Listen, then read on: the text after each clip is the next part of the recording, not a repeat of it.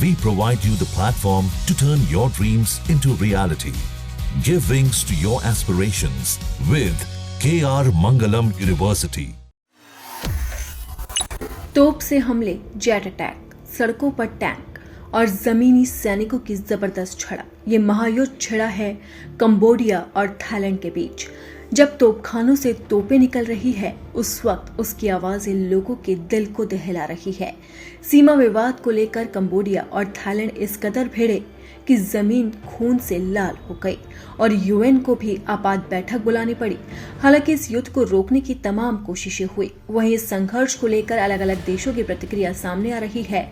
भारत सरकार ने भी बड़ा बयान जारी किया और चिंता जाहिर की। अब जब जंग इतनी घातक होगी तो भारत को अपने नागरिकों की चिंता होना लाजमी है। सबसे पहले समझते हैं कि भारत ने क्या कहा और भारत का इस युद्ध को लेकर क्या स्टैंड है। इसके बाद जानेंगे कि यूएन में इस युद्ध को लेकर क्या बात हुई। भयंकर युद्ध को देखते हुए भारतीय दूतावास ने एक पोस्ट किया है जिसमें कहा गया है कि थाईलैंड कंबोडिया सीमा के पास स्थिति को देखते हुए थाईलैंड जाने वाले सभी भारतीय यात्रियों को सलाह दी जाती है कि वो T18 न्यूज रूम समेत थाई आधिकारिक स्रोतों से अपडेट की जांच करें। भारतीय दूतावास ने पर्यटकों को थाईलैंड के 7 प्रांतों से बचने की सलाह दी है, जिसमें उपोन, रजथानी, सुरीन, सिसाकेट, बुरीराम, साकाओ और चंथाबुरी और ट्रैट शामिल है।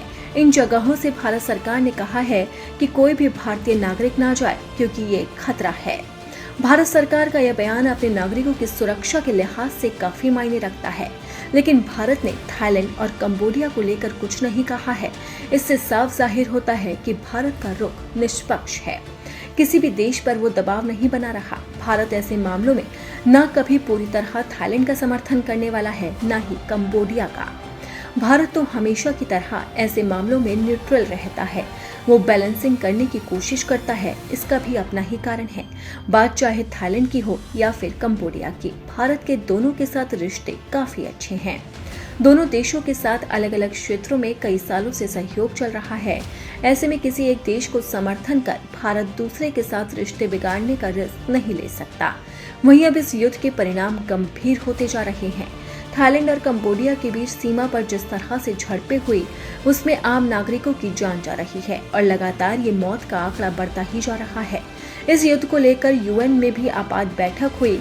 कंबोडिया और थाईलैंड की उपस्थिति में परिषद की बैठक एक बंद कमरे में हुई, जिसमें कंबोडिया के संयुक्त राष्ट्र में दूत ने कहा कि वो थाईलैंड के साथ तत्काल युद्ध विराम चाहता है। वहीं अब बैंकॉक ने भी बातचीत के लिए खुलेपन का संकेत दे दिया। जहां दोनों देश नरमी के संकेत दे रहे हैं, तो वहीं दूसरी तरफ यूएन की तरफ से अभी तक कुछ नहीं कहा गया है। लेकिन एक राजनयिक ने कहा कि सभी 15 सदस्यों ने पक्षों से तनाव कम करने, संयम बरतने और विवाद को शांतिपूर्ण ढंग से सुलझाने की अपील की है। राजनयिक ने नाम न बताने की शर्त पर कहा है कि परिषद ने क्षेत्रीय समूह, जिससे आसियान के नाम से जाना जाता है, उसी सीमा पर चल रही लड़ाई को सुलझाने में मदद करने की अपील की है। क्योंकि ये बैठक निजी थी, इसलिए ज्यादा चर्चा बाहर नहीं आई है।